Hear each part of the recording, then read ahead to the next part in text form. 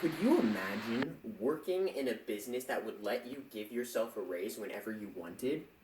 Would you? Of course you would. And that's precisely what our Congress was allowed to do up until the ratification of the 27th Amendment in 1992. The 27th Amendment prevents Congress from raising or lowering its salary during the midterm. The wording of the amendment is simple and straightforward, which really begs the question, why hasn't something like this been added to our Constitution earlier? Surely something like this should have been added much before 1992. And interestingly enough, this is where the most interesting part of the history of this amendment comes in. The 27th Amendment's journey into law begins 202 years and 7 months before its ratification, longer by far than any other amendment in history.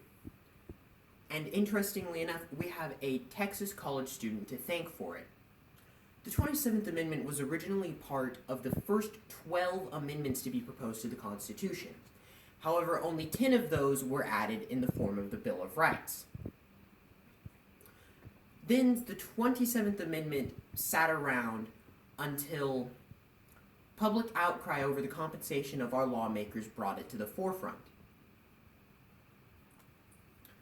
When Gregory Watson, a University of Texas student, found it in 1982, only 9 states had ratified it.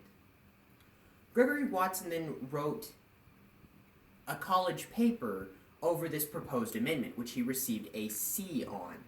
Thinking that he deserved a much higher grade than a C, he became determined to see to it that this proposed amendment would become law.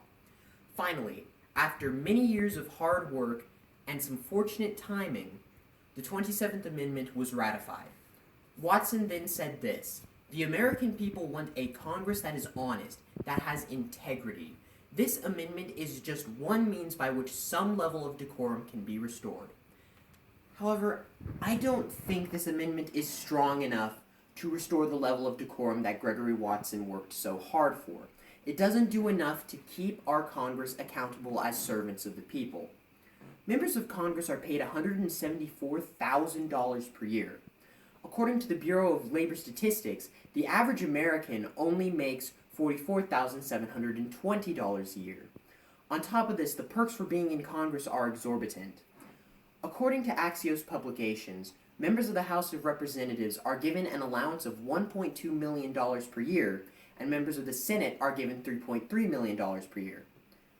They are allowed to use this money to staff offices and travel expenses, and they're able to spend it as completely as they see fit.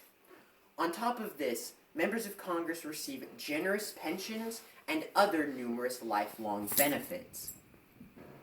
Although we have Watson to thank for the ratification of this long overdue amendment, I must sadly say that it was too little, too late.